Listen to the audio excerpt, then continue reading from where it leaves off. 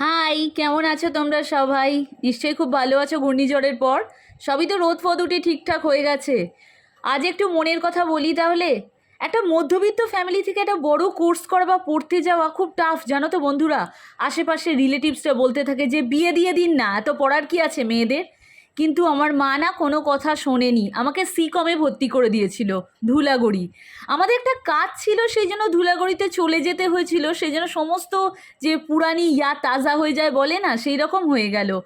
সবাই বারণ করেছিল পড়তে, কিন্তু কি করব, বিয়ে দিয়ে দিন এসব বলার পরেও কিন্তু আমি পড়তে গিয়েছিলাম। আমি কোনোদিন ভাবিনি আমি সিকমে পড়তে পারবো বা এত ভালো, মানে ডিএলএড তোমাদের বলেছিলাম আমি 17-19-এ ডিএলএড করি সিকম বিএড কলেজ থেকে। এটা ইঞ্জিনিয়ারিং কলেজ আছে, আবার বিএড কলেজ আছে, ভীষণ ভালো কলেজ।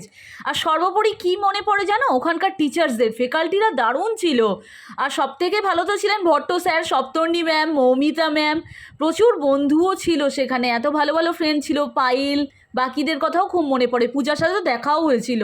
কালকে সাঁকড়াই স্টেশন দিয়ে যেভাবে পড়তে যেতাম, সব কিছুই মনে পড়ে গেল। তোমাদের সাথে জাস্ট শেয়ার করে নিলাম সব কথা। বাই, ভালো থেকো।